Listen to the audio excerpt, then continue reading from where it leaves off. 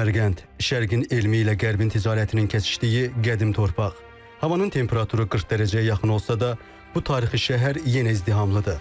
Lakin bu dəfə insanların hədəfi ticarət deyil. Biz İslam dünyasının mötəbər elmi mənbələrindən birini miras qoyan böyük alimin mənəvi irsinə qonağıq.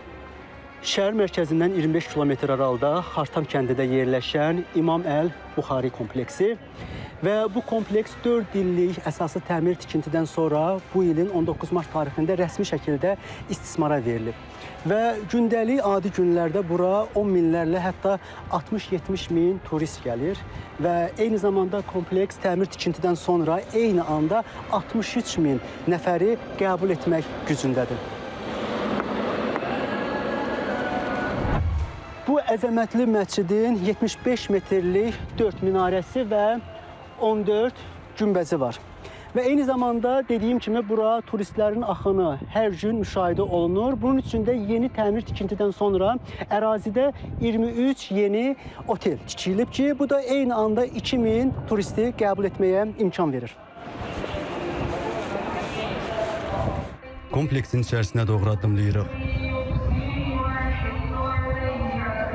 Giriş hissədə və divarlarda 100-dən çox Quran ayəsi və hədis həkki olunur. Biz bura cümə namazından öncə gəldiyimiz üçün hələlik sükutdur. Lakin az sonra bura insanlarla dolacaq.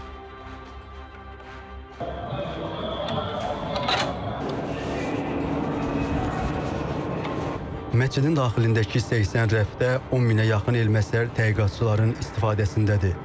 Geniş daxili zal eyni anda 10 min nəfərin ibadəti üçün nəzərdə tutulub. Yenidən qurma planında hər bir detal düşünülüb.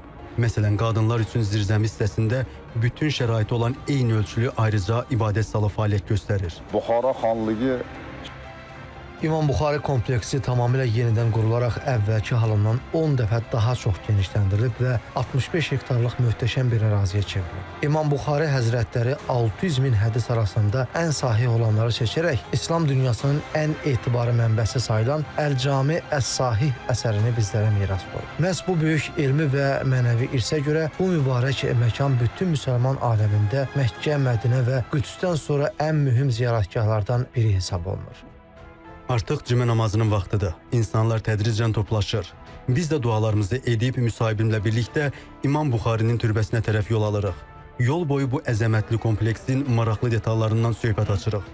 Bu eyvanların sütunları ağacdan idi. Lakin yenidən qurma zamanı onların hamısı Hindistandan xüsusi olaraq gətirilmiş mərmər daşları ilə əvəz olundu. Ümumilikdə 174 belə sütun var və onlar qələm formasında hazırlanmışdı. Bu, İslamda elm və biliyə verilən önəmi simvolizə edir.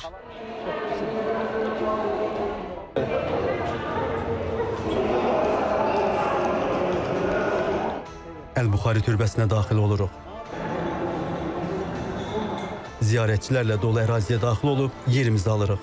Peyğəmbərimiz İmam Buxari həyatı boyu elm fədaisi olub. 4 yaşında anasının duası ilə gözləri yenidən görməyə başlayıb. 9 yaşında Quranı, 11 yaşında isə 10 minlərlə hədisi əzbərləyib. O 600 min hədis içindən ən sahihlərini toplayaraq İslamın ən mötəbər kitabını ərsəyə gətirib. Elm ayağa getməz, elmə gəlinər deyərək sarayda dərs verməyi rədd edən bu böyük alimin mənəvi irsi bugün ucalan bu möhtəşəm kompleksdə yaşayır.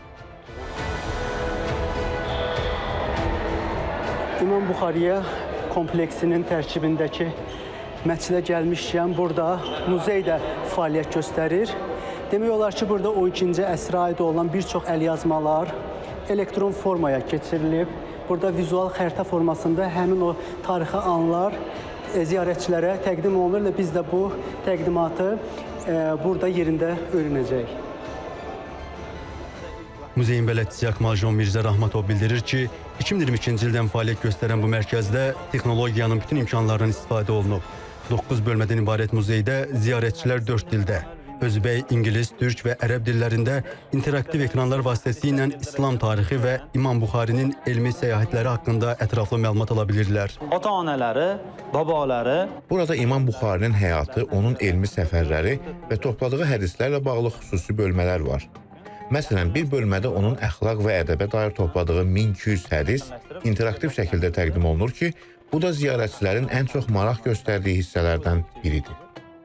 Gündüzün əzəmətini gecənin sehri əvəz edir. Məhz bu mənzərədə İmam Buxarinin 16 illik elmi səyahətindən süzülüb gələn mənəvi irsi daha dərindən hiss olunur. Çünki bu kompleks həm tarixin sükutunu, həm də müasir elmin gücünü özündə birləşdirən canlı abidədir. Toğrul Quluzadə, Zamin Novruzov, İTV Xəbər.